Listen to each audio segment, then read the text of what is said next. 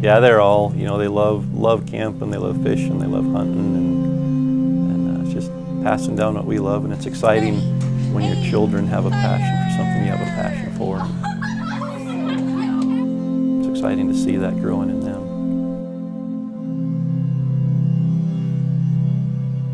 Yeah, it's hard to leave. I mean, it really is. You get excited about drawing a tag in Utah that you've put in for 10 years, and all that excitement and everything builds up, but then you're like, I'm gonna be away from my family and miss them. And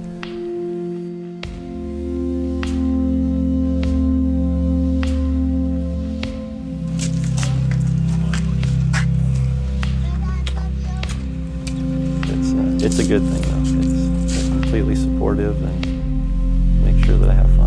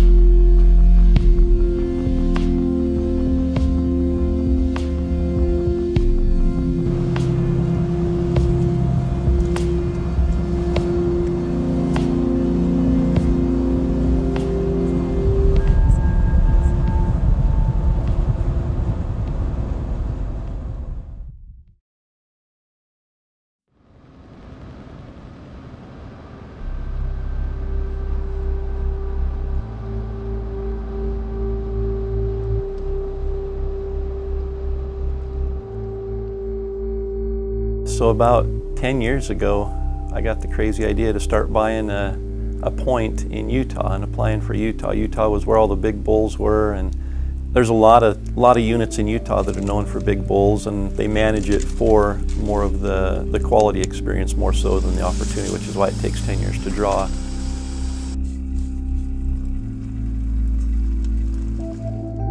Definitely good elk country. There's elk here, I'm sure, and we'll find them. It's very, very flat, open juniper stuff.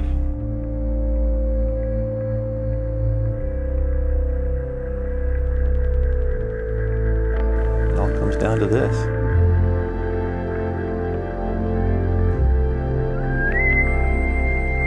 Now I've got a week to put 10 years worth of dreaming and anticipation into actual on the ground and have a fun time.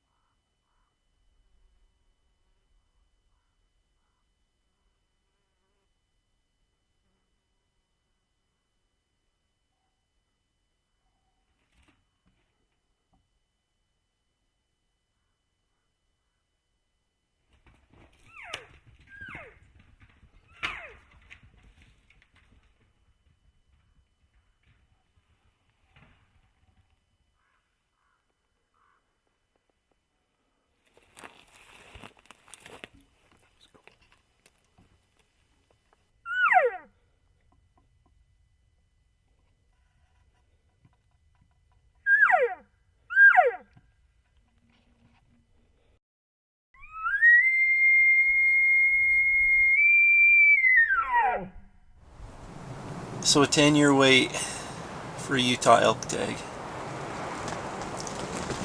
And then a 10-hour drive from home. And then the first 10 minutes of the hunt, call in a fabulous bull. Biggest bull I've ever passed up. And I passed it up. Hope I don't regret it in 8 days.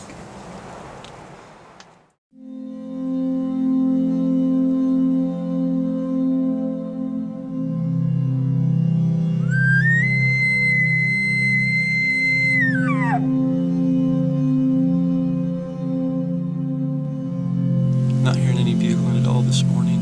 It's rained last night. Good morning, but there's no tracks or anything up here. I'm not sure if the elk are down lower. There's not a lot of water up here, so we're gonna keep looking, keep trying to get into them, find them somewhere. It's tough.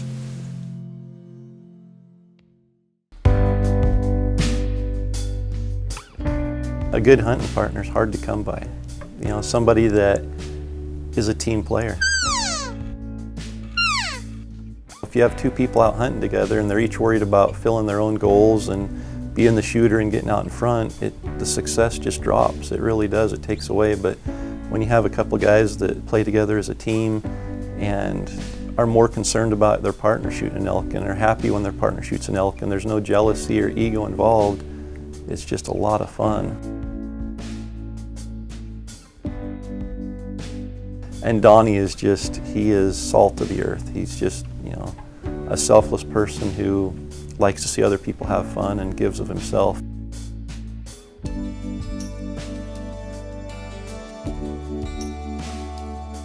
He and I, we work great together.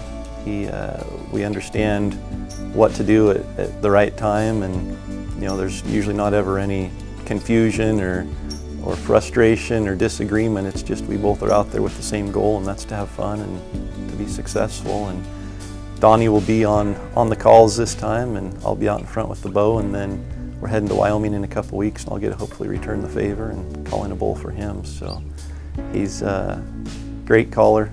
He's called in more elk than I have the last 3 years, and he's called in all the elk I've shot. So it'll be fun to have him there.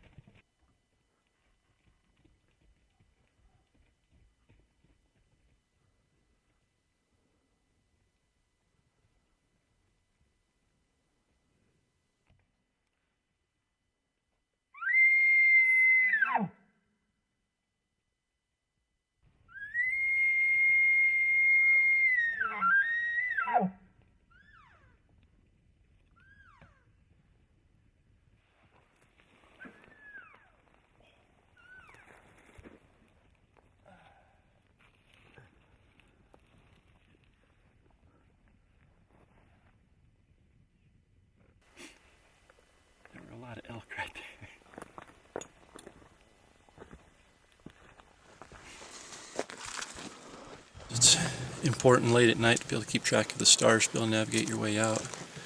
We don't have a GPS, so being able to track the stars and knowing how they rotate with the Earth and be able to navigate our course with the stars is very important.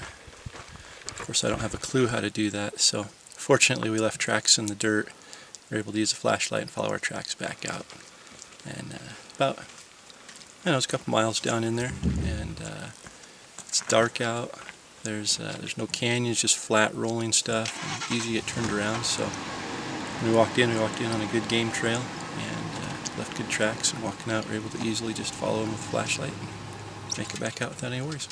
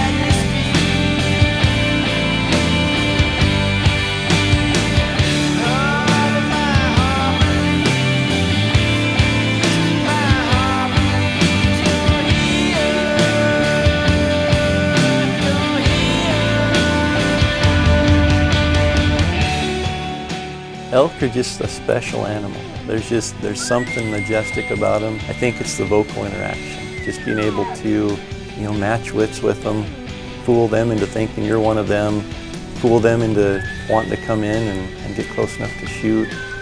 There's something magical about an elk bugle in September and being able to bugle back at them and communicate to them and shoot.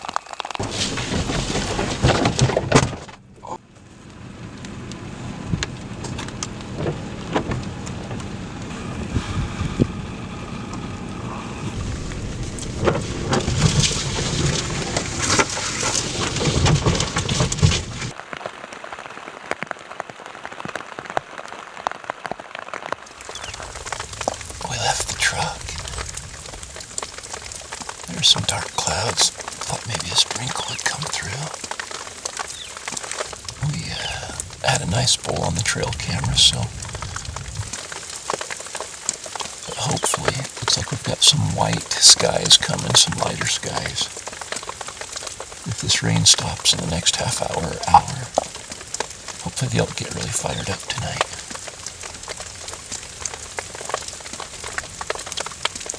But for now, we're just sitting here, keeping dry.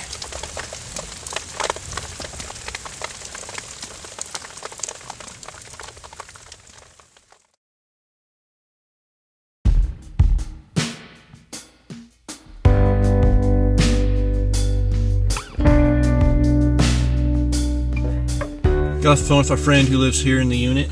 He told us there's a whole bunch of irrigation water that runs off in the bottom of a canyon about 12 miles from here. We're scrambling a bit just trying to find elk.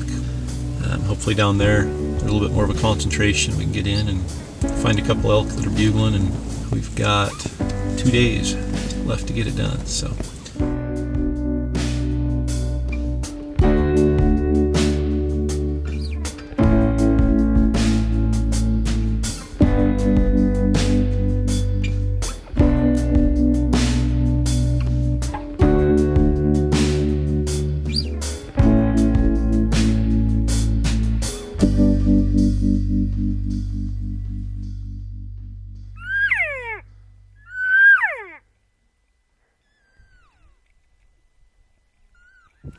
That's the thing about elk hunting.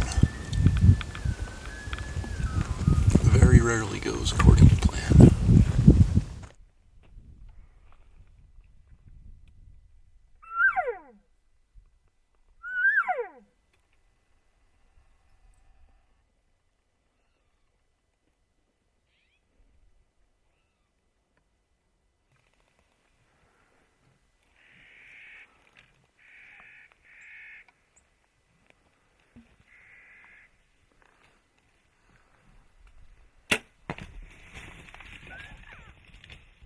Spotted this bull a few hours ago bedding on a hillside. He was bedded down, had a cow with him.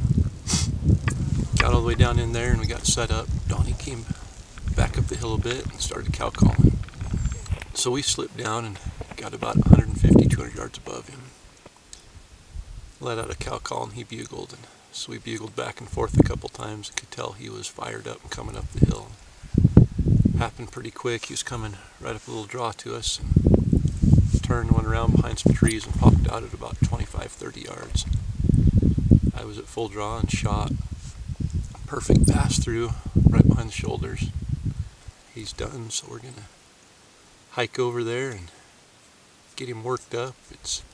Fortunately it's cooled down a bit. It's still pretty warm out here in the sun, but we're gonna get over and get him worked up and get the meat hanging in the shade, get it packed up out of the canyon. So we got it done. Utah, 2012. Not what I expected. Today was the day.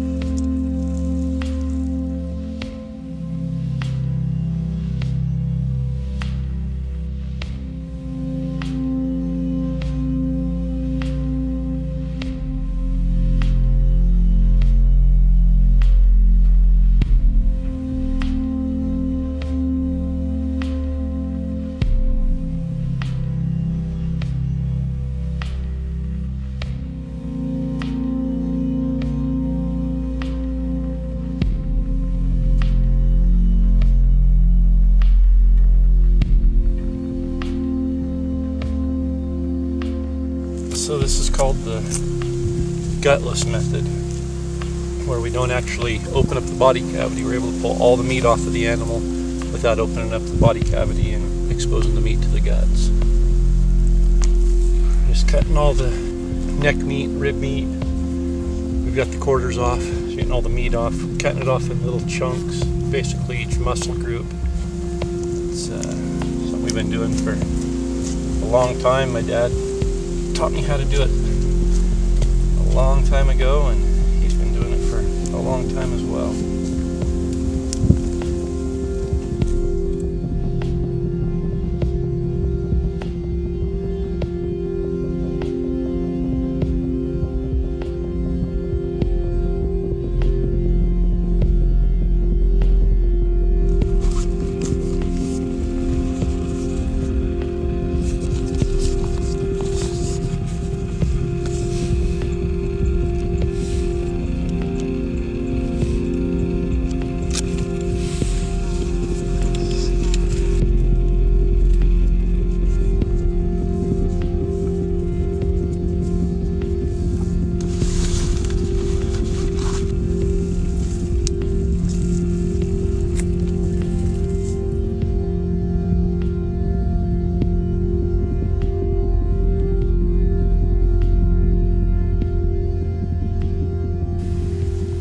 coaster week. We started the first evening and had a phenomenal bull come in 10 minutes out of the truck.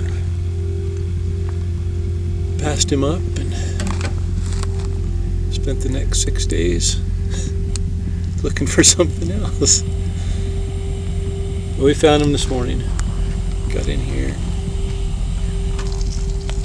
Saw him bedded, slipped in, got a shot. September. We're done.